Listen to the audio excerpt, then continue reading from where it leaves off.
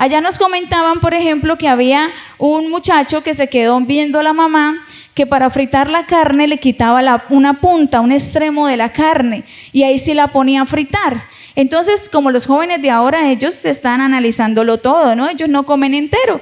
Pues mamá, ¿usted por qué cuando va a fritar la carne le quita la punta, sí, un extremo? ¿Por qué? Yo no sé, mi hijo, así lo hacía mi mamá.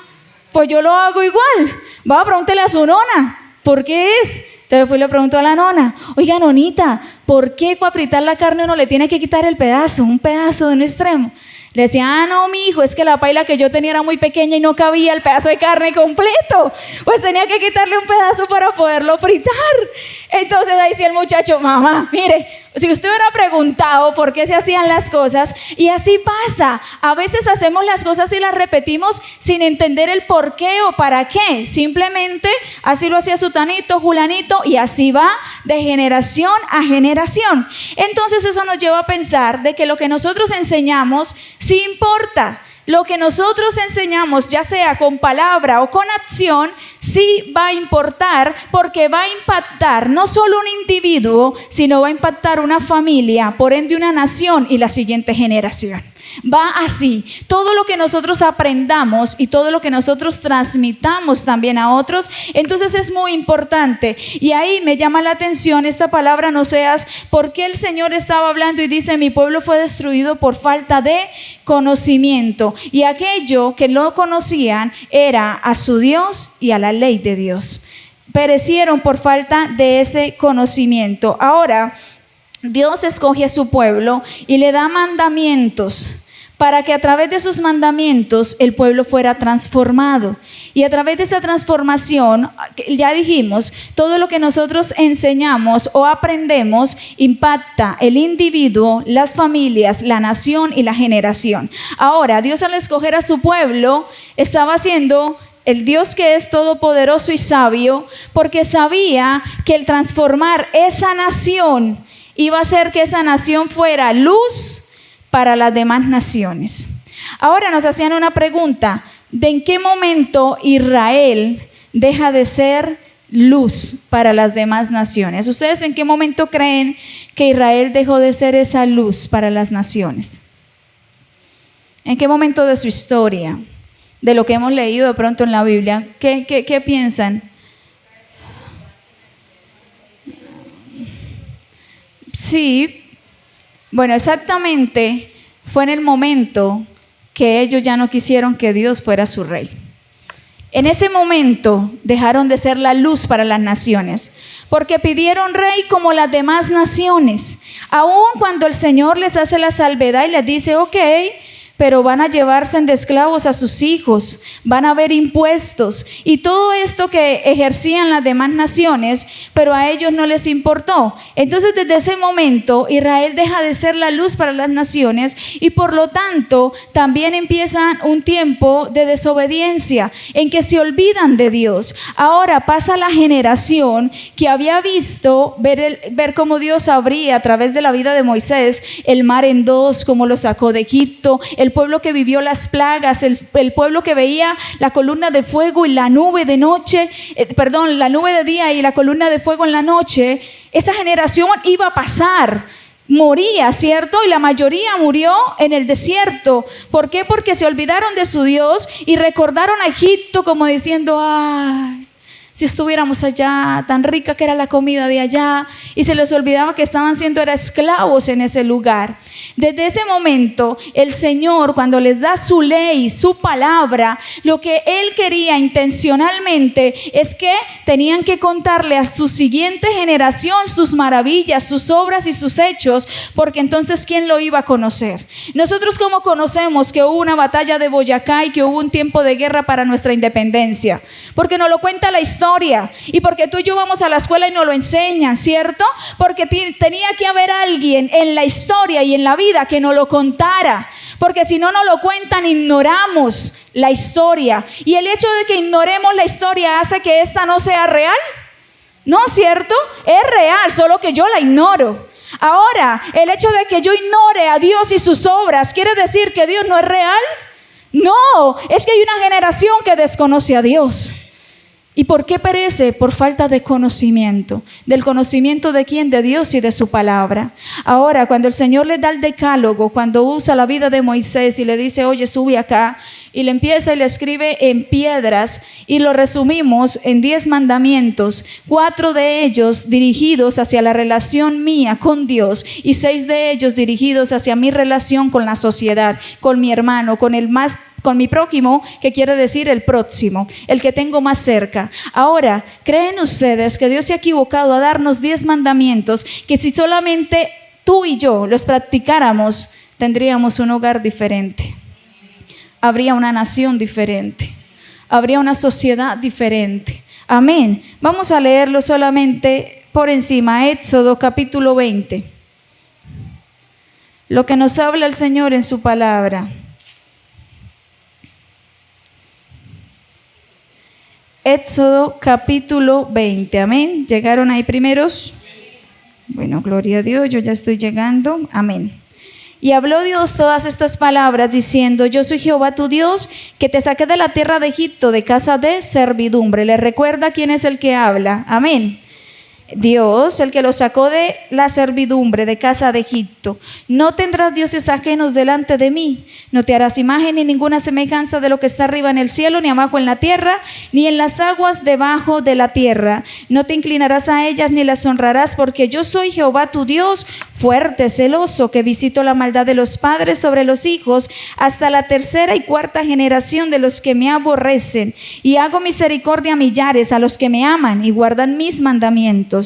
No tomarás el nombre de Jehová tu Dios en vano, porque no dará por inocente Jehová el que tomare su nombre en vano. Acuérdate del día de reposo para santificarlo. 6 días trabajarás y harás toda tu obra, mas el 7º día reposo para Jehová tu Dios. No hagas en él obra alguna, ni tú, ni tu hijo, ni tu hija, ni tu siervo, ni tu criada, ni tu bestia, ni tu extranjero que está dentro de tus puertas. Porque en 6 días hizo Jehová los cielos y la tierra, el mar y todas las cosas que en ellos hay, y reposó en el 7º día. Por tanto, Jehová bendijo el día de reposo y lo santificó. Hasta aquí nos está hablando los primeros 4 mandamientos, en el que nos está diciendo todo debe ir dirigido a Dios. Mira, si tú y yo sabemos que Él es nuestro Dios y no tenemos otros dioses, tenemos la garantía de que nuestro corazón está guardado en Él y de que no nos vamos a doblegar ante otros dioses y ante otras personas ni ante nosotros mismos para darnos adoración, gloria y honra, sino que viviremos en humildad sabiendo que toda gloria y nuestra dependencia siempre será de Dios, que sin Él no podemos hacer nada. Mira cómo Él nos está guardando nuestros corazones. ¿Cuántos de nosotros hemos hecho de nosotros mismos nuestros propios dioses?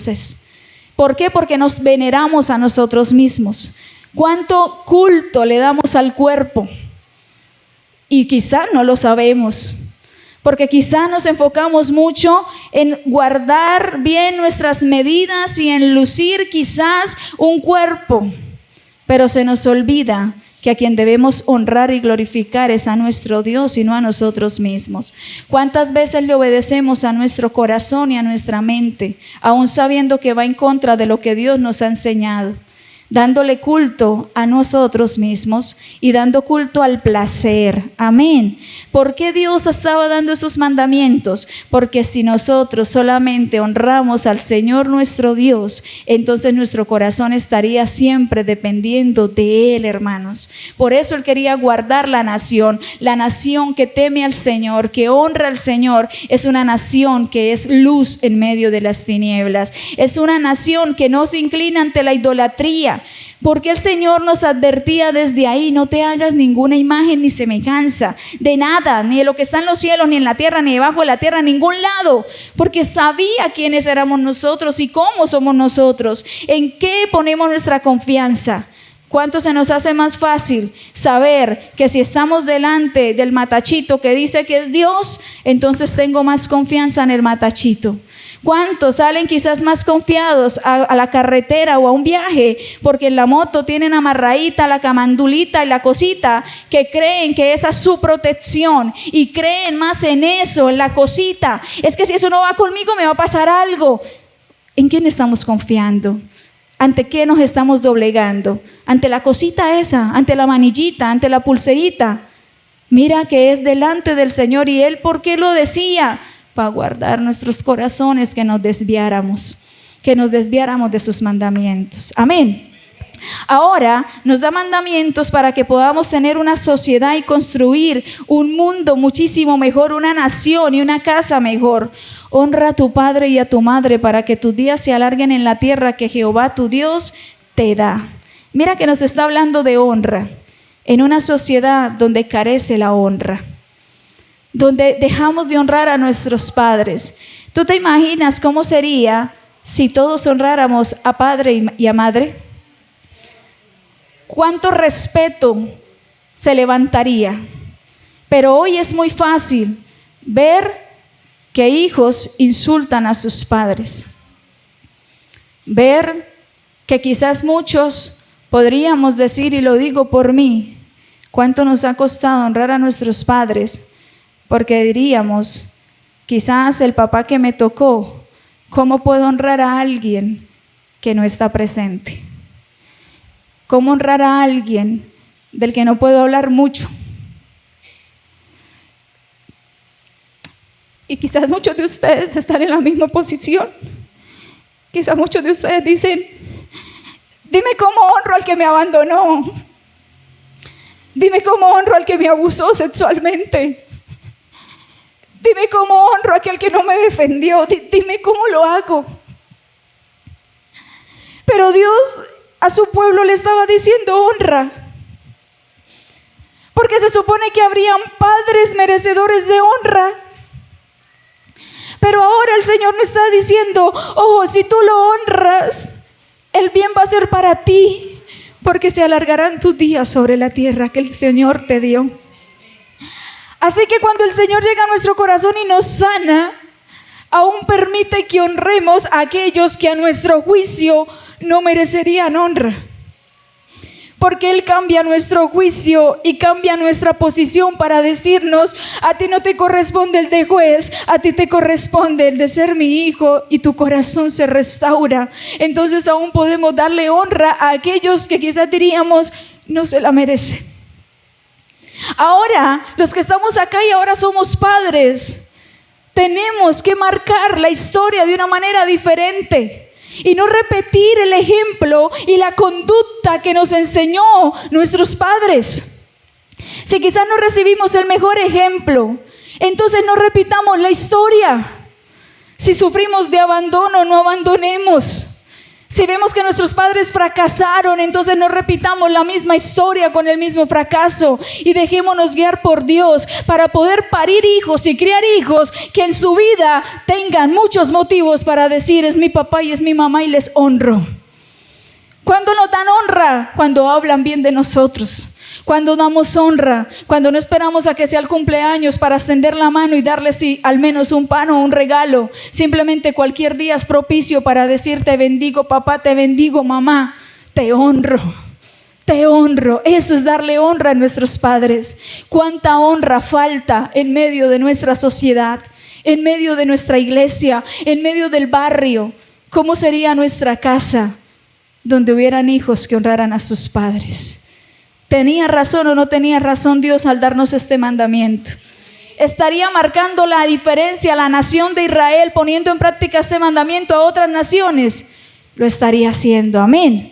El siguiente mandamiento, no matarás. No matarás.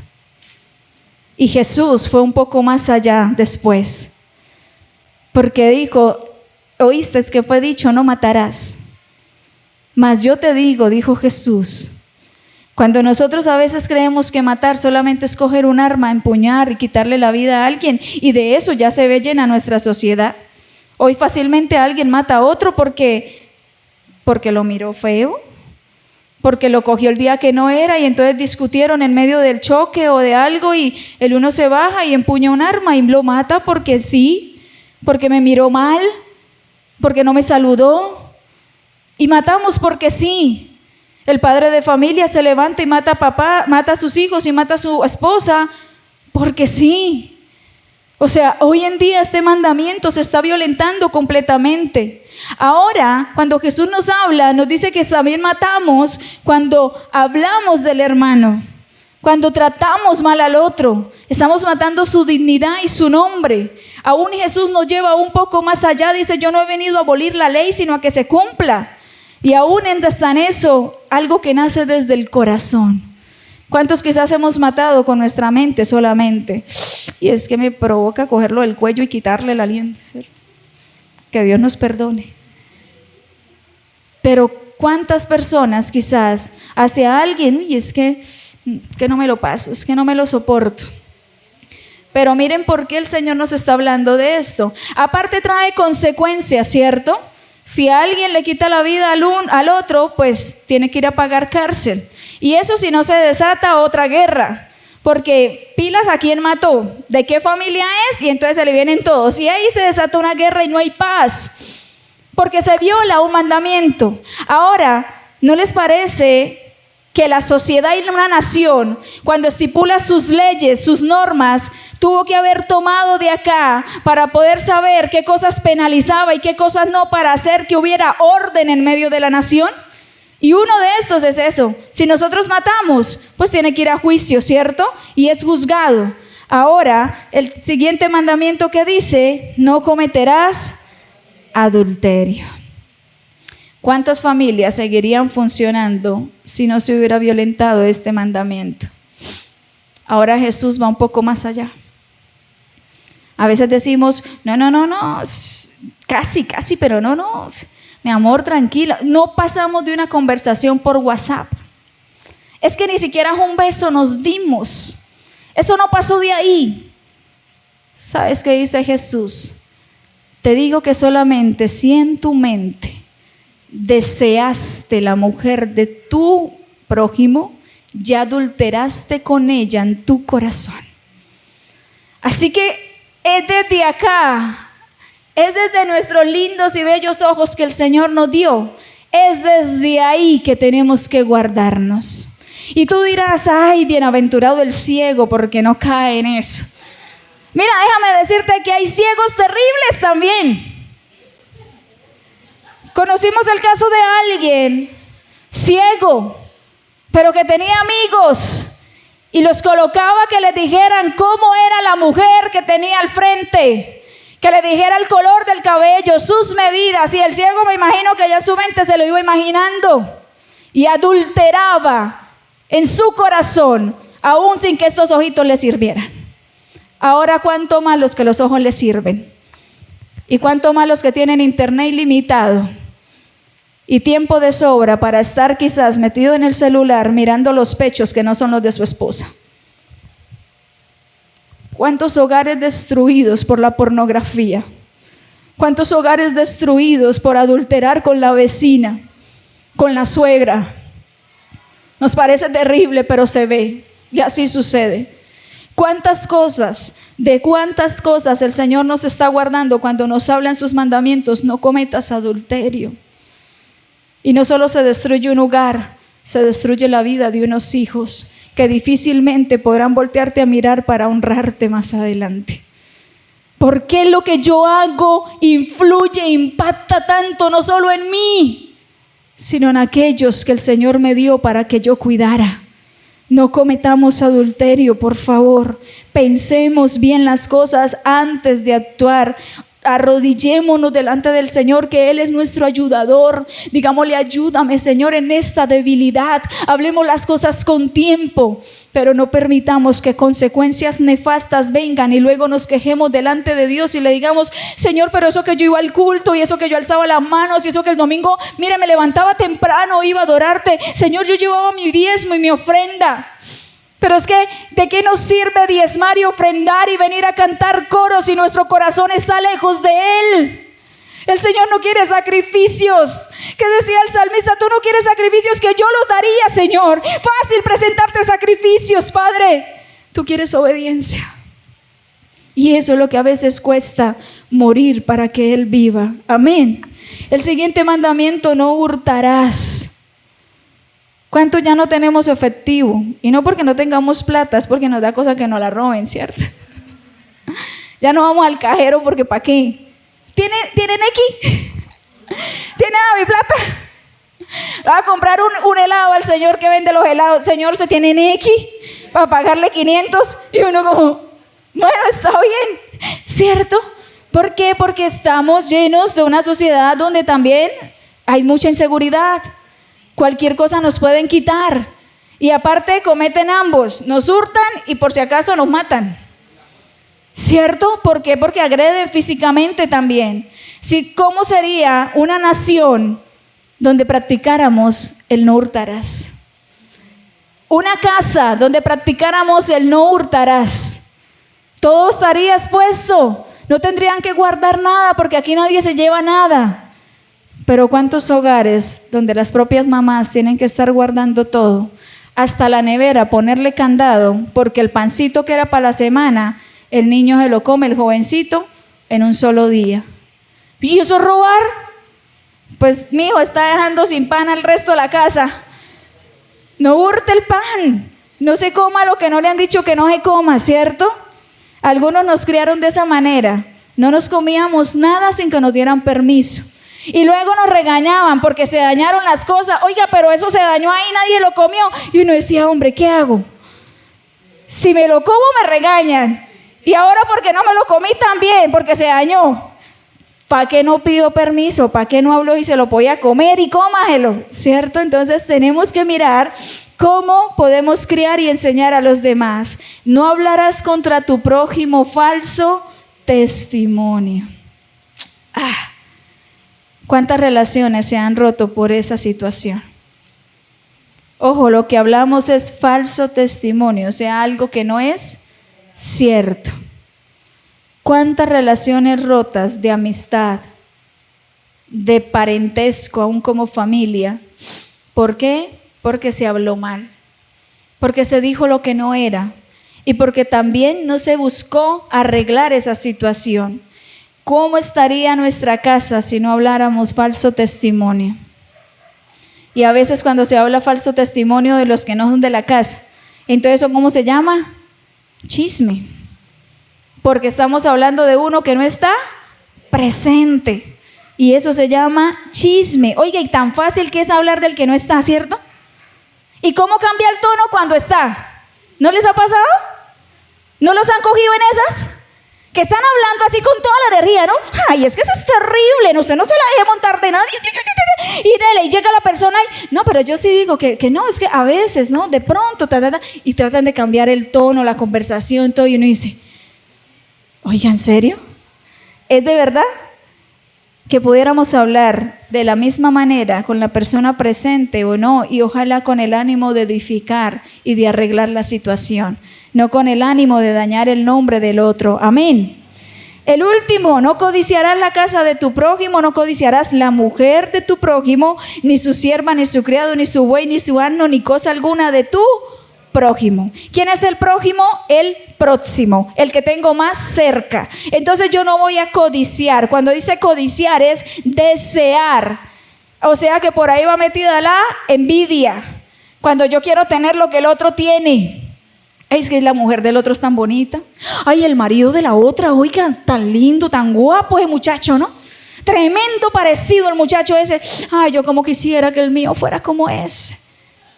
No peque, hermana.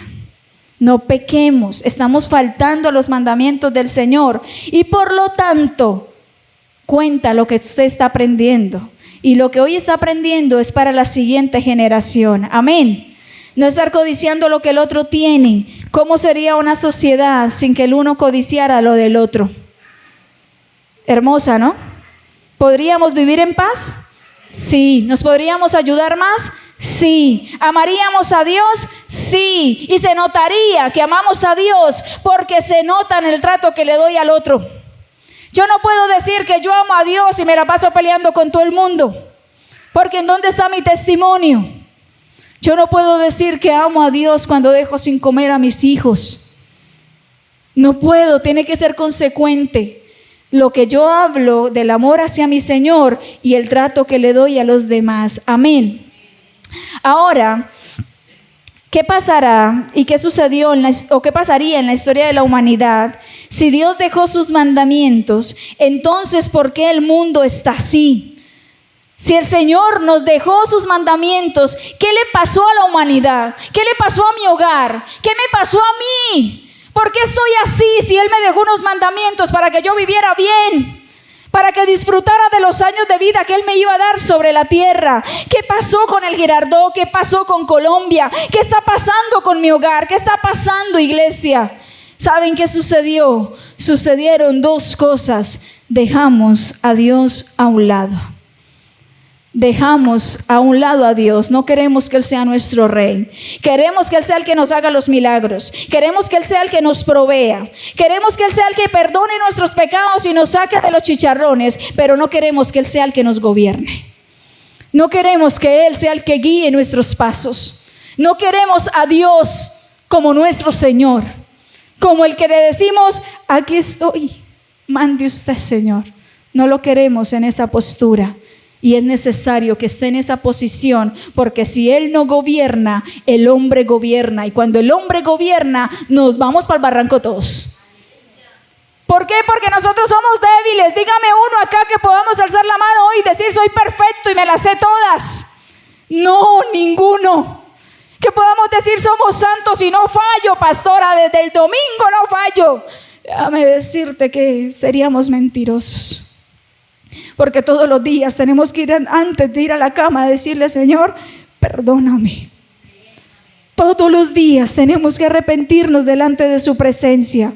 ¿Qué le pasó a Colombia? Están gobernando personas que no temen a Dios, que Dios no es su rey, su Señor. Lo segundo que le ha sucedido es que enseñamos de todo menos la palabra de Dios. Enseñamos toda clase de cosas menos lo que está en las escrituras, porque para muchos esto es un libro más, o es aburrido, o es letra muerta, ¿y para qué sirve? ¿Para qué gastamos el tiempo en eso? Mejor prendamos la tele y veámonos una serie que quizás nos instruye y nos enseña más. Enseñamos de todo menos la palabra de Dios. Salmo 78, versículo del 1 al 8 dice: escucha, pueblo mío, mi ley. Inclina vuestro oído a las palabras de mi boca.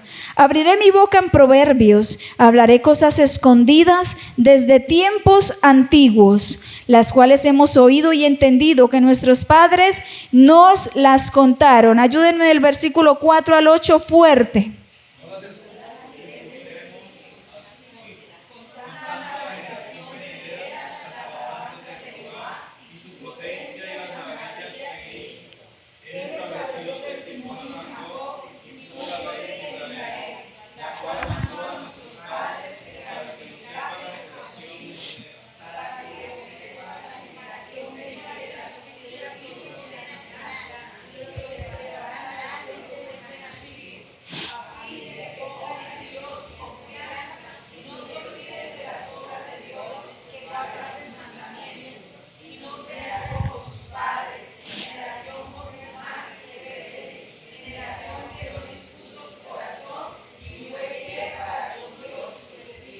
Amén.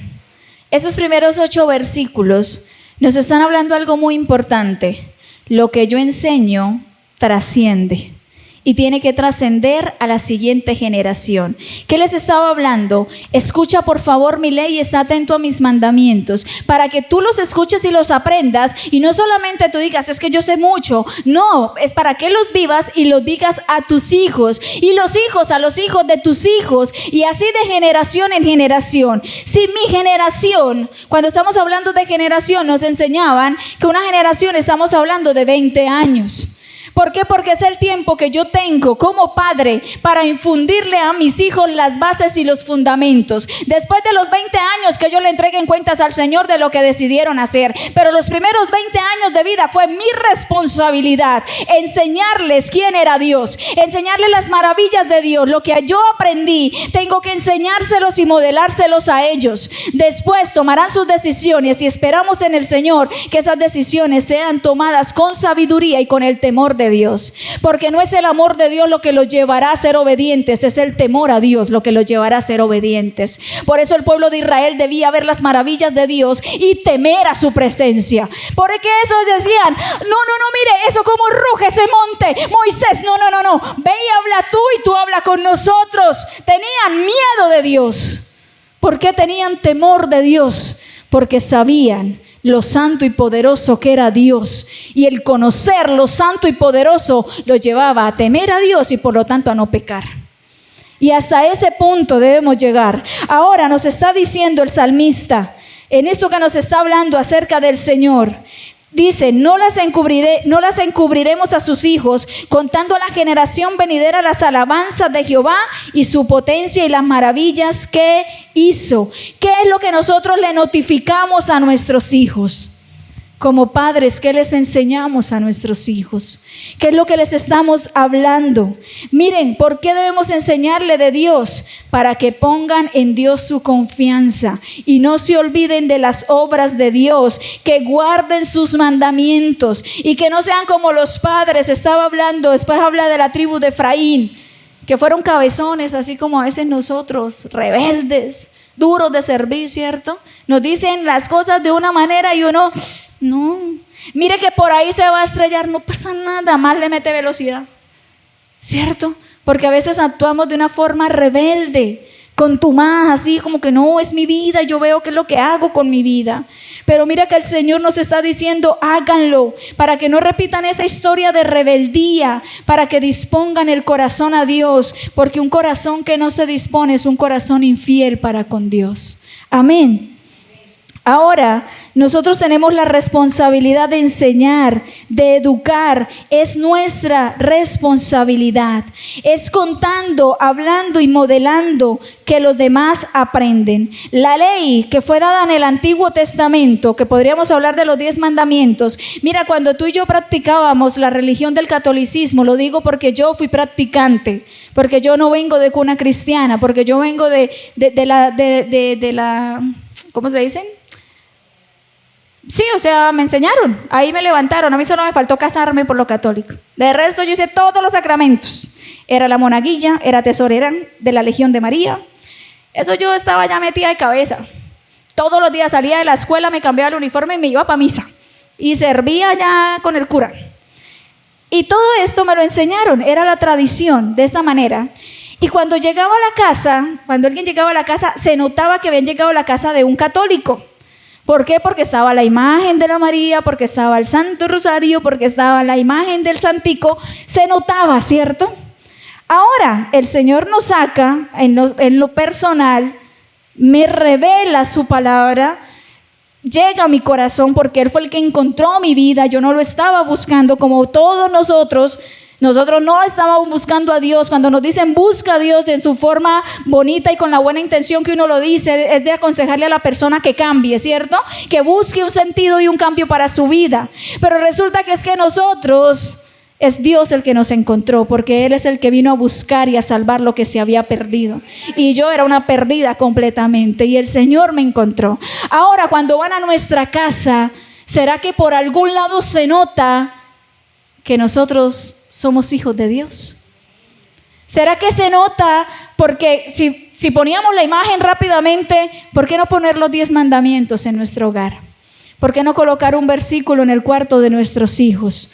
¿Por qué no colocarlos? Dice que los coloquen en las puertas para que sean vistos, para que nuestros hijos reciten la palabra, para que ellos se alimenten de esa palabra. Necesitamos publicar la palabra de Dios, escribírsela, que les entre por los poros si es necesario. Decirle por ósmosis, mi hijo, no quiere leer la Biblia, así sea por ósmosis, pero por donde sea, estréllese con la Biblia, estréllese con la palabra, porque ahí conocerás a Dios. Es ahí donde puedes conocer al Señor. Amén. Ahora, lo que nosotros enseñamos, déjame decirte, entonces la ley en el Antiguo Testamento fue dada para que el pueblo marcara la diferencia y su estilo de vida fuera diferente a las demás naciones. La ley en el Evangelio de Juan se nos es mostrada para acercarnos a Jesús. Y la ley en las cartas paulinas, Pablo nos las muestra para podernos llevar a darnos cuenta cuál es nuestro pecado. Para eso sirve la ley. Por eso el Señor dice, y en el Antiguo Testamento era como cuando alguien está cojo y necesita un caminador para sostenerse y avanzar.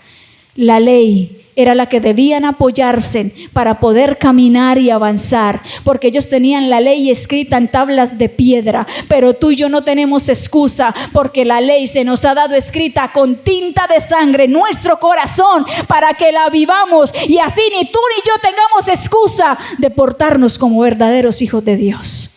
Porque ya no están en unas tablas de piedra, porque ya no están ocultas. Ahora se ha encarnado y se ha revelado a nosotros para transformarnos y para poder decir: ya no vivo yo, Cristo vive en mí. Amén. Es a través de Cristo Jesús. Nosotros debemos empezar a enseñar a nuestros hijos, y lo que nosotros enseñamos son ideas que nos formaron. Para cerrar, por favor, vamos a Colosenses capítulo 2, versículo 8. Colosenses capítulo 2, versículo 8.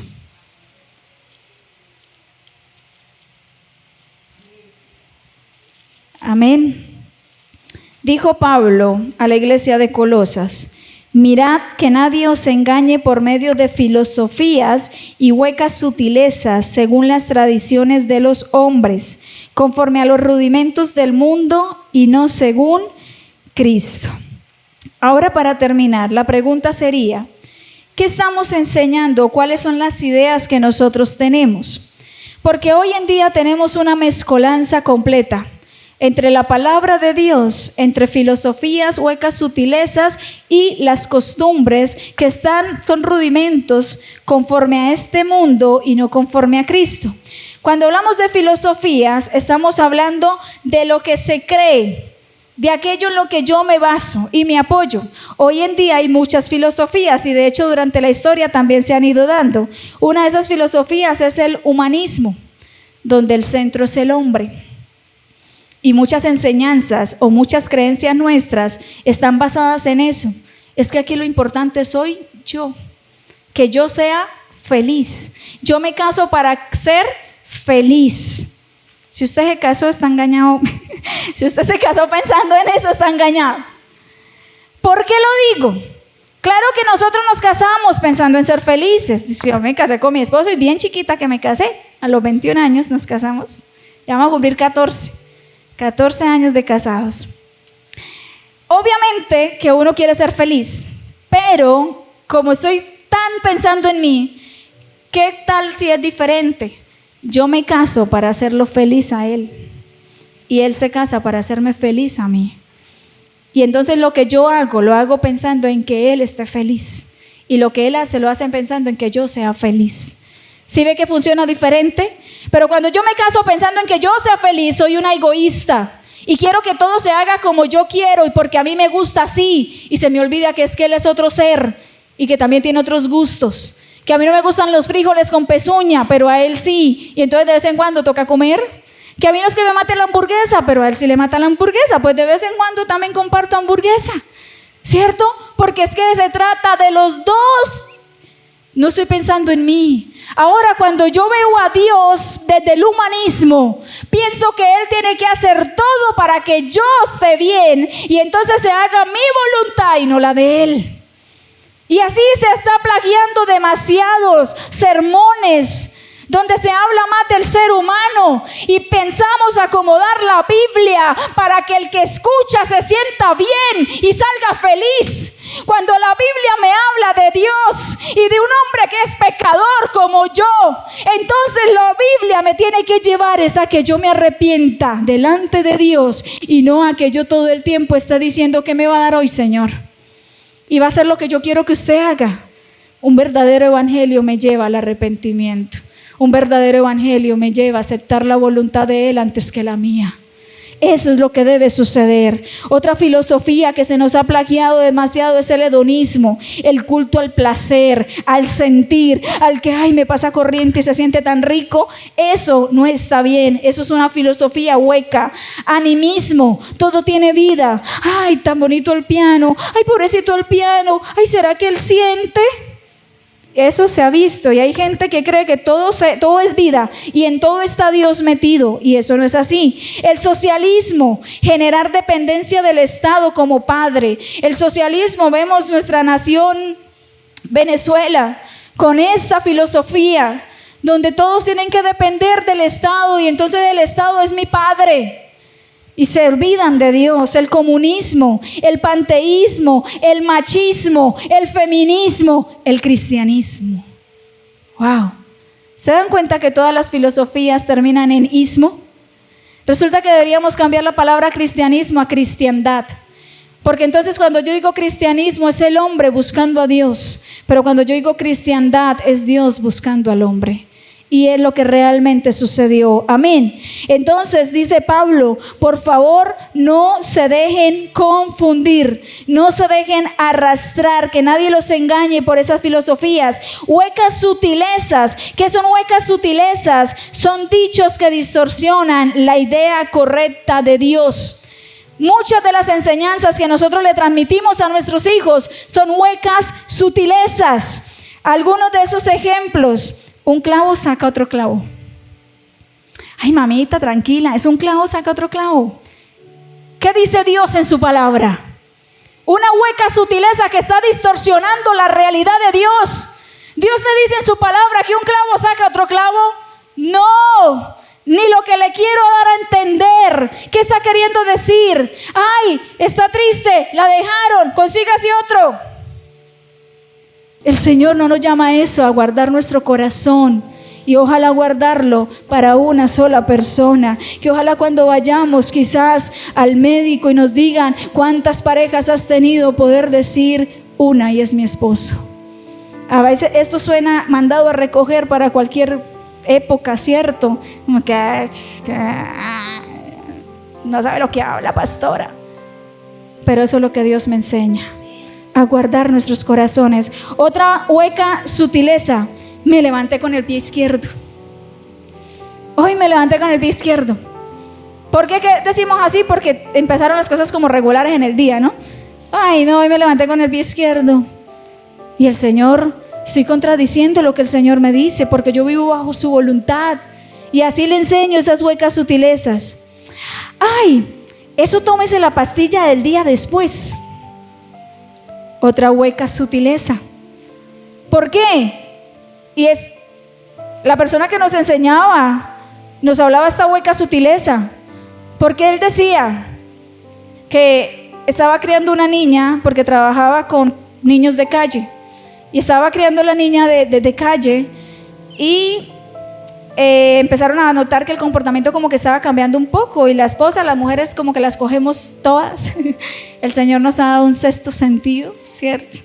Nos permite ver un poco más allá, como que la forma de vestir cambia, algo está sucediendo. Pues resulta que fueron y la niña no llegaba y se fueron a buscarla tarde de la madrugada y resulta que había vuelto a las calles. Y allá donde volvió, perdió su virginidad. Estaba enrolada en tener un encuentro. Y lo primero que se le vino a la mente fue la pastilla del día después. Y el Señor le redarguye, le reprende. Porque entonces vamos a cometer dos faltas: fornicación y ahora homicidio. Entonces hay huecas sutilezas que el mundo nos dice que son normales y no es normal. El trabajo Dios lo puso como castigo. Eso ya nos predicó una vez el pastor, toda una predicación sobre eso, el negrito del batey, ¿cierto? Ese es el que lo dice. Y muchos lo tomamos así y se lo transmitimos a los hijos. El trabajo lo puso Dios como castigo. Déjame decirte que no, porque Adán trabajaba desde antes de haber cometido pecado. El trabajo lo puso Dios porque tenemos que trabajar y ganarnos el pan. Amén. Otra hueca sutileza: yo perdono pero no olvido. Y muchos se argumentan detrás de esa. No, yo perdono pero yo no olvido. ¿Qué nos dice Dios en su palabra? Huecas sutilezas. Amén. El matricidio. Bueno, eso también es una hueca sutileza. Tengo que revisar cuando hablo qué es lo que yo digo y qué es lo que Dios dice. El centro de la verdad es la palabra de Dios. tengo que revisar lo que hablamos. Tengo que revisar lo que le hablo en el día a día a mis hijos, porque eso es lo que les estoy enseñando, porque eso es lo que ellos van a repetir. No digamos después y nos sorprendamos: ¿y usted dónde aprendió eso? Yo escuché que usted se lo dijo a mi mamá. Y nos parece mal porque se lo vimos al hijo, pero no nos parece mal cuando lo hacemos nosotros mismos. Recordemos que lo que debemos enseñar es la palabra de Dios y no esas huecas sutilezas. ¿Qué más mencionaba Pablo? Tradiciones de los hombres. Corramos el 31 de diciembre a medianoche con la maleta para viajar todo el año. Una costumbre de los hombres. Comernos las uvas. Sobre todo esa noche tienen muchas tradiciones raras, ¿cierto? Que la ropa interior de un color, las lentejas en los bolsillos para que esté llena de plata todo el tiempo. Entonces que pongan las lentejas en la cuenta bancaria a ver si allá se le multiplica. No ponga el bolso en el piso. No lo ponga en el piso porque es terrible. No, eso es ruina. Ay, no, yo estaría muy arruinada, pero yo no hago dar el bolso en el piso. Esas son tradiciones de los hombres. Entró una mariposa negra. No, eso es funeral seguro. Se metió la mariposa. Pedir el deseo cuando se canta el cumpleaños, antes de apagar la vela. Una tradición, una costumbre simplemente. Las plantas para la prosperidad. Uy, eso traiga la millonaria y póngala en el balcón. Ay, para que le ahuyente yo no sé qué. Y ponga el cactus ahí para que le coja las malas energías. Huecas sutilezas, tradiciones de hombres, filosofías vanas, según los rudimentos del mundo y no según ¿quién? Cristo. ¿Y tú y yo qué somos? Hijos de Dios. Estamos en Cristo. Eso no debería llenar nuestro corazón y nuestra vida. Amén. ¿Qué es lo que enseñamos? Pilas. No podemos enseñar un revuelto a nuestros hijos. No podemos enseñar un revuelto a las siguientes generaciones. Todo esto es conforme a los rudimentos del mundo y no según Cristo. Hoy se engaña. Durante la historia vienen engaños tras engaños de acuerdo a los principios de este mundo, porque no aman a Dios y porque no enseñan su palabra. Por lo tanto, están lejos de Cristo. Ahora es importante que sepamos que tenemos esa nueva vida en Cristo y que sus mandamientos ahora ya no están en una piedra, sino que están en nuestro corazón. Que la circuncisión ya no se hace en el prepucio del hombre, que la circuncisión ahora se ha hecho en nuestro corazón para que amemos al Señor.